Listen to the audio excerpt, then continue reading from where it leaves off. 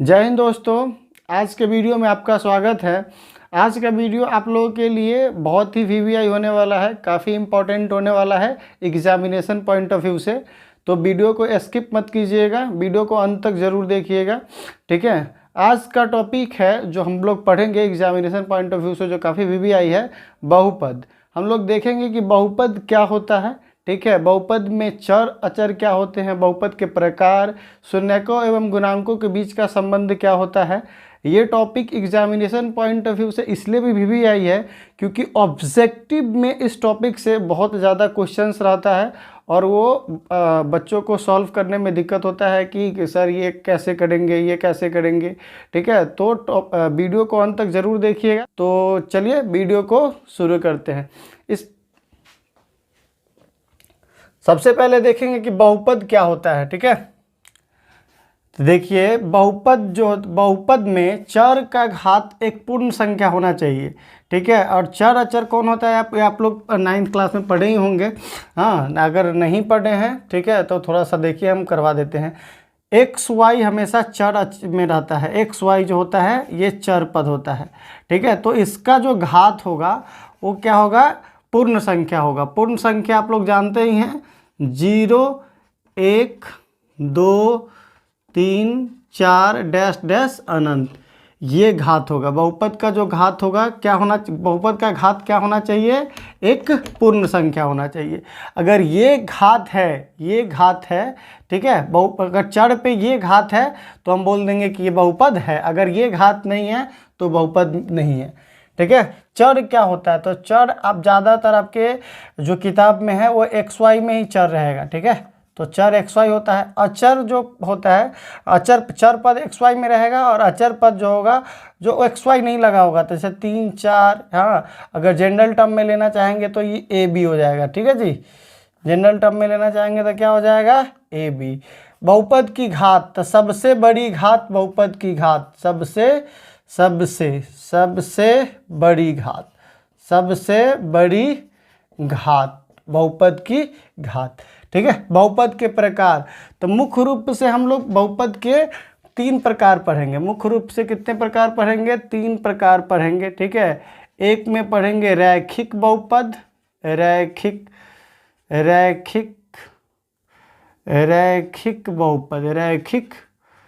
बहुपद, ठीक है। रैखिक बहुपद समझ लीजिए, रैखिक बहुपद क्या होता है, ठीक है। तो रैखिक बहुपद का जनरल टर्म में ये होता है ए एक्स, ठीक है, अब प्लस होता है बी, ए एक्स प्लस बी, ठीक है।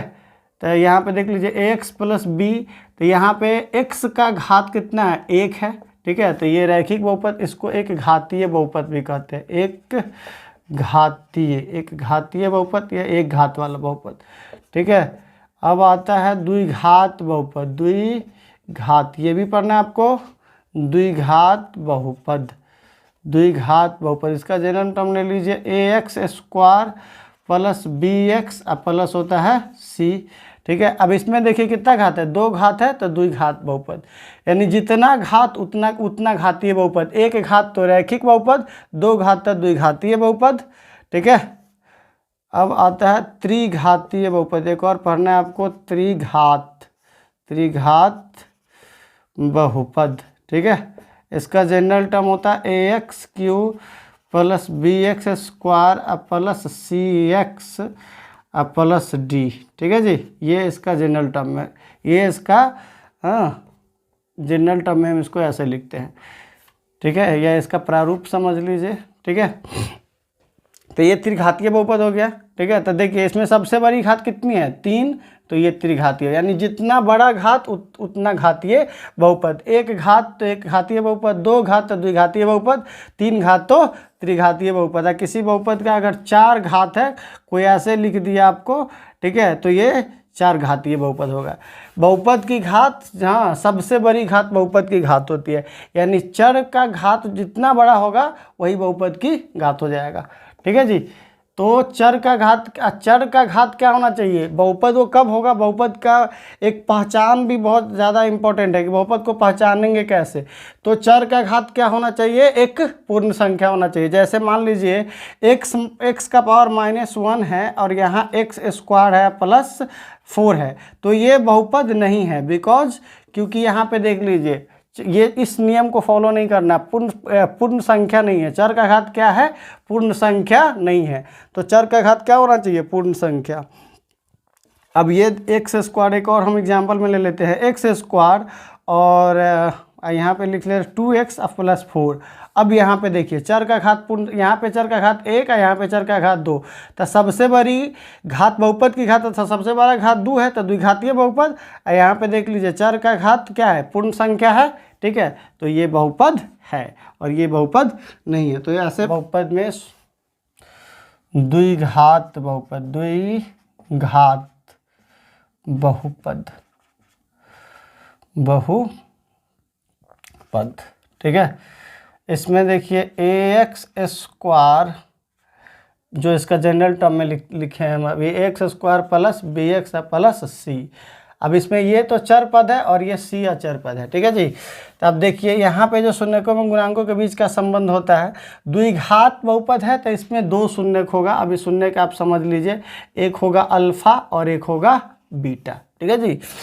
तो एक अल्फा और एक बीटा, इसके 2 शून्यक होंगे, एक अल्फा और एक बीटा। जितना बड़ा, जितना घात उतना शून्यक। अगर त्रिघात बहुपद है तो 3 शून्यक, चार घातीय बहुपद है तो 4 शून्यक, एक घातीय बहुपद है तो 1 शून्यक, ठीक है। देखिए यहाँ पे होता है अल्फा प्लस बीटा, शून्यकों का योग अल्फा प्लस बीटा बराबर होता है -b/a। और एक और होता है इसका संबंध अल्फा इंटू बीटा बराबर होता है c/a। अब यहाँ पे b देखिए, b क्या है? b x का गुणांक है और a क्या है? a x² का गुणांक है। c क्या है? अचर पद है और a क्या है? x² का गुणांक है, ठीक है। तो इस पे बहुत ज़्यादा सवाल पूछा जाता है। ये एग्जामिनेशन पॉइंट ऑफ व्यू से द्विघातीय बहुपद, द्विघात बहुपद काफ़ी VVI है। एक जनरल टर्म में हम आपका एक क्वेश्चन ले लेते हैं, ठीक है, और उसको आपको समझा देते हैं कि क्वेश्चन लेकर कि कैसे इसमें क्वेश्चन पूछा जाता है। क्वेश्चन है, देखिए क्वेश्चन समझ लीजिए, यदि बहुपद x² - 4x + 1 के शून्यक अल्फा बीटा हो तो अल्फा इंटू बीटा एवं अल्फा प्लस बीटा का मान होगा। तो देखिए बहुपद क्या है आपका? x², बहुपद सबसे पहले लिख लीजिएगा, x² - 4x + 1, ये आपका बहुपद है। इसमें देखिए अल्फा प्लस बीटा, पहले क्या पूछ रहा है? Alpha into beta. तो अल्फा इंटू बीटा लिख देना है आपको। अल्फा इंटू बीटा क्या होता है? c/a। अब c क्या होता है? c यहाँ पे अचर है, c यहाँ पे क्या है? अचर पद। और a क्या है? x² का गुणांक, ठीक है जी। तो x² का गुणांक, तो c अचर पद, तो इसमें अचर पद क्या है? 1 और a क्या है? x² का गुणांक। तो x² के गुणांक में क्या है? जब कुछ नहीं होता है गुणा में तो क्या होता है? 1 होता है, ठीक है। तो 1/1। तो अल्फा इंटू बीटा बराबर क्या हो जाएगा? 1/1 यानी 1 हो गया। Alpha plus beta, alpha plus beta, ऐसे ही एग्जाम में आपको क्वेश्चन सॉल्व करना पड़ेगा जी, ठीक है। और ये बहुत VVI है। देखिए यहाँ से अल्फा प्लस बीटा, तो अल्फा प्लस बीटा बराबर क्या होता है? -b/a। तो -b/a। अब -b क्या होता है? देखिए x² का x का गुणांक, तो यहाँ पे x का गुणांक कितना है जी? -4। तो माइनस पहले से एक है सवाल में ही, यहाँ पे एक मतलब -1 पहले से ही होता है, -b। और यहाँ पे देख लीजिए माइनस, यहाँ पे b किसका? x का गुणांक होता है, तो यहाँ पे 4 और a x² का गुणांक, तो x² का गुणांक कितना है? 1। माइनस प्लस, ठीक है। तो 4/1 यानी 4। तो यहाँ से लिख देंगे अल्फा प्लस बीटा बराबर कितना हो जाएगा जी? 4। तो एग्जाम में इस तरीके से क्वेश्चन पूछा जाता है। देख लेते हैं, देखिए यदि बहुपद x² + 3x + 5 के शून्यक अल्फा, बीटा हो तो 1/अल्फा + 1/बीटा का मान होगा। ये सवाल एग्जामिनेशन पॉइंट ऑफ व्यू से काफ़ी वीवीआई है और बहुत बारी पूछा भी गया है। 2020 में भी इस तरीके का 2020 में भी ऑब्जेक्टिव में इस तरीके का सवाल था। ठीक है जी, तो इस सवाल को देखिए आप। सवाल है, सवाल को तो पढ़ लिए। 1/अल्फ़ा क्या निकालना है आपको? 1/अल्फ़ा प्लस 1/बीटा का मान व्हाट पूछ रहा है। ठीक है जी, तो हम लोग अभी जो द्विघात बहुपद में पढ़े हैं, क्या पढ़े थे अभी, इसको यहाँ पे हम लिख लेते हैं। अल्फ़ा प्लस बीटा बराबर क्या होता है जी? -b/a। अल्फ़ा इंटू बीटा बराबर क्या होता है? c/a। b क्या होता है? c क्या होता है? a क्या होता है? आपको पता है। ठीक है, b क्या होता है? यहाँ पे देखिए b क्या है? x का गुणांक है। a क्या है? x² का गुणांक है। c क्या है? अचर पद है। ठीक है, तो यहाँ पे अचर और ये सब में दिक्कत नहीं होना चाहिए। चर में आप लोगों को देखिए, तो यहाँ पे ये 1/अल्फ़ा प्लस 1/बीटा का मान पूछ रहा है। तो यहाँ पे इस सवाल में सबसे पहले हम क्या करेंगे? अल्फ़ा और बीटा यहाँ से एलसीएम निकाल लीजिए। अल्फ़ा बीटा क्या निकाल लीजिए? एलसीएम। अल्फ़ा से अल्फ़ा गया तो क्या बचा? बीटा। तो बीटा में 1 से गुना तो बीटा, अब बीटा से बीटा तो अल्फ़ा बचा, और अल्फ़ा में 1 से गुना तो यहाँ पे हो जाएगा अल्फ़ा। अब ऊपर में देखिए अल्फ़ा प्लस बीटा और नीचे में अल्फ़ा इंटू बीटा। तो अल्फ़ा प्लस बीटा बराबर क्या हो जाएगा? अल्फ़ा प्लस बीटा बराबर हो जाएगा -b/a, और अल्फ़ा इंटू बीटा बराबर क्या हो जाएगा? c/a। a से a कैंसिल, बचा हमारे पास क्या? -b/c। तो अब जब कभी भी आपको इस तरीके का सवाल पूछे 1/अल्फ़ा प्लस 1/बीटा बराबर, तो सीधे आपको याद रखना है क्या होता है? -b/c। अब देखिए -b क्या है और c क्या है, ये आप लोग भली भांति जान रहे हैं। ठीक है, तो देखिए b क्या होता है? b x का गुणांक, और c क्या होता है जी? अचर पद। ठीक है, यहाँ देख लीजिए, अगर दिक्कत है तो b/a और यहाँ से a/c, तो ये से कैंसिल, तो -b/c। तो चलिए -b/c, तो b x का गुणांक होता है, तो x का गुणांक कितना है? x का गुणांक क्या है यहाँ पे? 3, तो -3 हो जाएगा। और c क्या होता है? अचर पद, तो -3/5, यही आपका आंसर हो गया। तो इस तरीके का सवाल, हाँ, बहुत बार ये सवाल जो है, इस तरीके का सवाल बहुत बार एग्जाम में पूछा गया है। ठीक है, तो आप लोग ज़रूर से और ज़रूर कीजिए। ठीक है जी, चलिए देखिए अगला क्वेश्चन है। एक द्विघात बहुपद के मूल्य के योगफल तथा गुणनफल क्रमशः ये है। ठीक है, तो द्विघात बहुपद पूछ रहा है कि द्विघात बहुपद क्या होगा। ठीक है, तो योगफल और गुणनफल, तभी बहुपद का योगफल। ठीक है, तो योगफल अल्फ़ा प्लस बीटा का मान दिया हुआ है 2, गुणनफल, तो पहले योगफल है तो योगफल का मान 2 हो जाएगा, गुणनफल है तो गुणनफल का मान कितना हो जाएगा? 15। तो अल्फ़ा इंटू बीटा का मान कितना है? 15।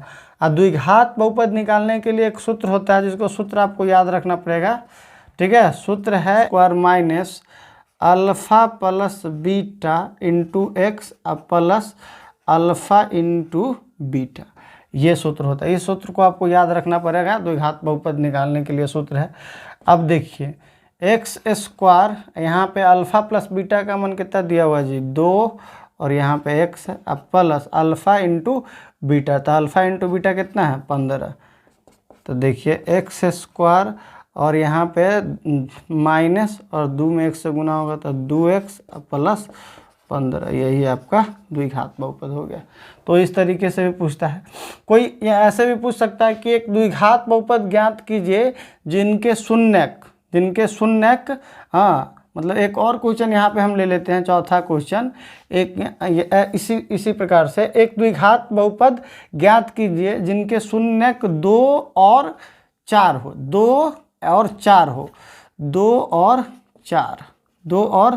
4 हो। इस अगर बोल दिया है कि एक द्विघात बहुपद ज्ञात कीजिए जिसके शून्यक 2 और 4 हो, अगर ये पूछ दिया तो यहाँ पे अल्फ़ा का मान हो जाएगा 2 और बीटा का मान हो जाएगा वो 4।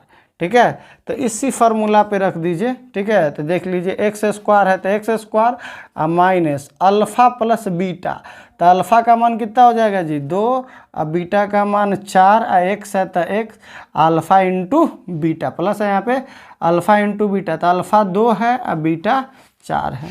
देखिए एक्स स्क्वायर माइनस 4×2 6 एक्स है तो एक्स गुना हो जाएगा और यहाँ पे 4×2 8, तो ये आपका बहुपद हो जाएगा। ठीक है जी। ये जो टॉपिक है आपका बहुपद, ये एग्जामिनेशन पॉइंट ऑफ व्यू से बहुत ही वीवीआई है। ठीक है, आशा करते हैं वीडियो आपको समझ में आया होगा। ठीक है, जो सवाल हम आपको बनाए हैं वो सवाल सब समझ में आया होगा।